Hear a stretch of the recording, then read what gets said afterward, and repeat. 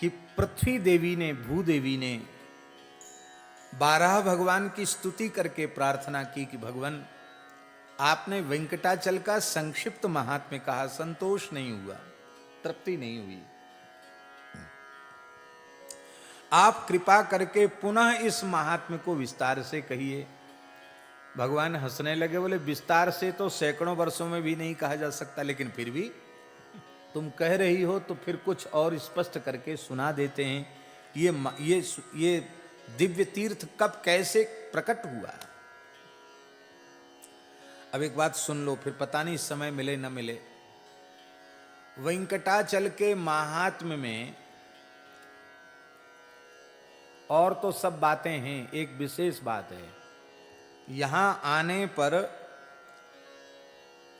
मुंडन नहीं करावे, भद्र नहीं हो, तो लिखा है कि यहां का आना पूर्ण सफल नहीं होता है। जब कोई व्यक्ति वेंकटाचल की यात्रा के लिए चलता है तो उसके देह में स्थित पाप घबराते हैं। वासना में देह तो भीतर रहता है, वो वासना में देह, उसमें एक जन्म के पाप नहीं, अनंत जन्मों के पाप घबराते हैं। अरे अब ये वेंकटाचल जाएगा और हमको इसके शरीर से निकल के भागना पड़ेगा, कहाँ जाएं क्या करें।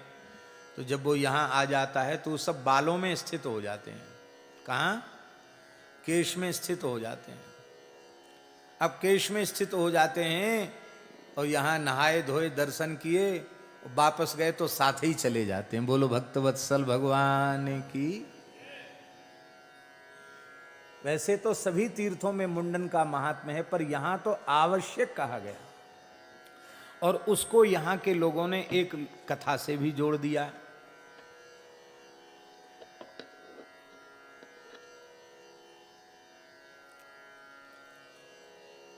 एक महानुभाव की गाय ग्वारिया चराने जाता था। वो गाय बहुत दूध वाली गाय थी।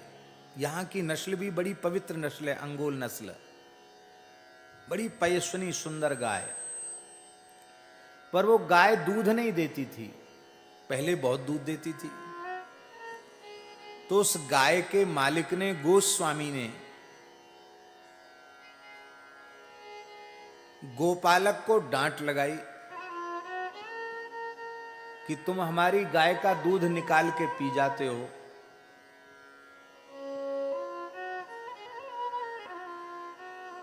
ये पौराणिक कथा नहीं है, यहां की कथा है, घटित कथा है, कोई कपोल कल्पित नहीं है, घटित घटना है, पर पुराण में इसका उल्लेख नहीं है। क्योंकि 1500 साल पुरानी घटना होगी। पुराण में जो वर्णन है वो कम से कम 5000 साल पहले की घटनाओं का वर्णन है। तो ग्वारिया ने कहा कि हम पीछा करेंगे गाय का। बोले अब शिकायत आपको नहीं मिलेगी। वो महाराज कुल्हाड़ी लेकर के, जंगल में कुल्हाड़ी लेके चलते, गाय की रक्षा के लिए कोई हिंसक जीव आक्रमण कर दे, कुल्हाड़ी लेकर के वो चला। तो जहां आजकल तिरुपति बालाजी विराजमान हैं, यहां एक वामी थी। वामी होती ना, बल्मीक संस्कृत में कहते हैं। दीमक मिट्टी का घर बना देती ऊंचे। तो वहां वो गाय आकर खड़ी हो गई और खड़े होते ही उसके शरीर में एकदम रोमांच हुआ और गाय अत्यंत प्रसन्न होकर पिन्हा गई। उसने गोवें गोमूत्र किया और चारों थनों से झरझर झरझर झरझर झर दूध झरने लग गया।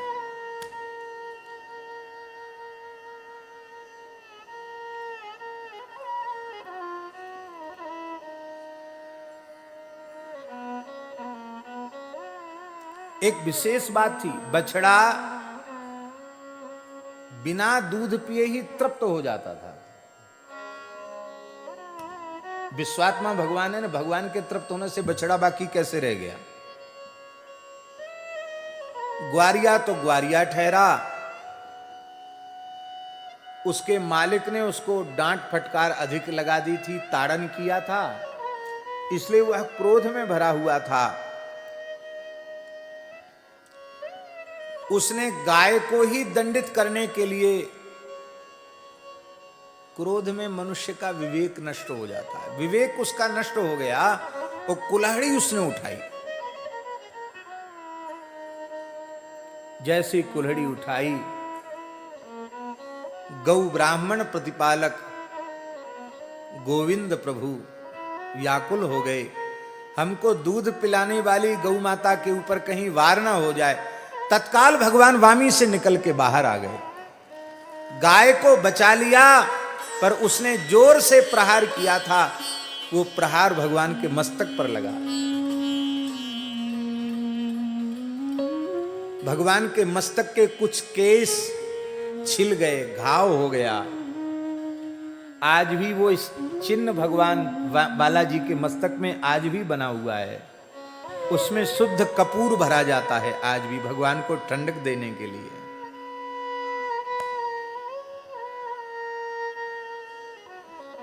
तो भगवान के मस्तक के कुछ केस हट गए, तब से लोगों ने कहा भैया केस यहां भगवान के हट गए, तो जब हमारे ठाकुर के मस्तक के केस हट गए तो हमारे केस क्यों रहें। भगवान की प्रसन्नता के लिए केस दान करते हैं, माताएं भी केस दान करती हैं, उसको सौंदर्य दान कहा जाता है। अपने मध्य भारत पूर्वोत्तर भारत में तो कोई सौभाग्यवती माता मुंडन नहीं कराती है, पर यहां पूरे दक्षिण भारत में अच्छे कुल खानदान की बहुएं वो विवाह के बाद आकर यहां मुंडन कराती,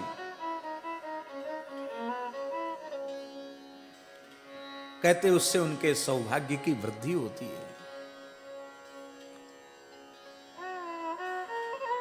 तो यदि हम भगवान की प्रसन्नता के लिए भी केस दान कर दें तो उसमें कोई हानि तो नहीं है। और भैया ये तो घर की खेती है, फिर रह जाएगी है? इसके लिए इतना मोह क्यों करना। हमने जब वेंकटाचल महात्म्य पढ़ा स्वामी जी, तो हमारे मन में भी था कि हम अब जब भी जाएंगे तो हम भद्र होंगे। क्यों? हम यदि भद्र नहीं होते और आप लोगों को भद्र की महिमा तो नहीं कहते, हम धीरे से निकल जाते, यहाँ आके मुंडन कराना चाहिए ऐसे कह के चले जाते। लेकिन जब स्वयं हम भद्र हुए हैं, मुंडन कराया है, तो अब हम आप लोगों से जोर दे के कह सकते हैं कि भाई यदि आपका मन हो, यहाँ से पापों को वापस ले जाना नहीं चाहते हो, यहीं सब पाप छोड़ के निष्पाप होके जाना चाहते हो, तो भैया जो जो लोग यहाँ आए हैं वो भद्र हो कर के ही जाएं। बोलो भक्तवत्सल भगवान की।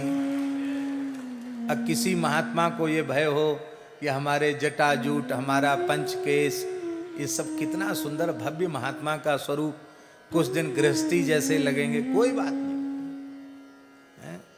देखो बाहर से महात्मा तो होना ही चाहिए, असली बात है हम भीतर से महात्मा बने रहें। संसार हमें महात्मा न माने तो इससे हमारा क्या घाटा है। पूज्य श्री पथमेड़ा महाराज जी एक बात बता रहे थे, जब वे अत्यंत अंतर्मुख होकर के अवधूत वृत्ति में विचरते थे, एक घटना सुना रहे थे। हरिद्वार में एक आश्रम में गए, अब महाराज जी पैसे का स्पर्श करते नहीं, जूता छाता चप्पल खड़ाऊं लेते नहीं,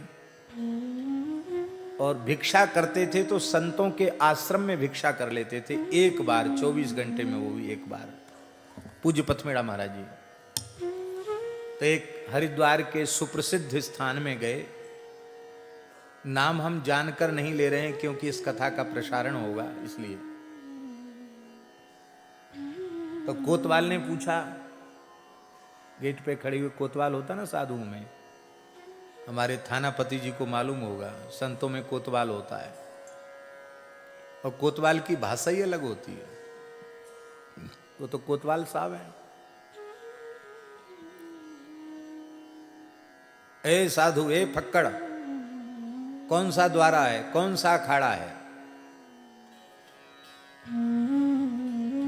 टकसाल पूछते ना, कौन सा संप्रदाय है, कौन सा अखाड़ा, कौन सा द्वारा, युग पट्ट क्या है, प्रेम पट्ट क्या है, ये सब पूछा जाता है। अब तो पूछने बताने वाले लोग ही धीरे धीरे समाप्त हो रहे हैं। एक बात ध्यान दीजिए, विरक्त संतों को अपनी परंपरा की टकसार कंठस्थ ही नहीं रखना चाहिए, उस टकसार के अनुसार अपना जीवन भी बनाना चाहिए।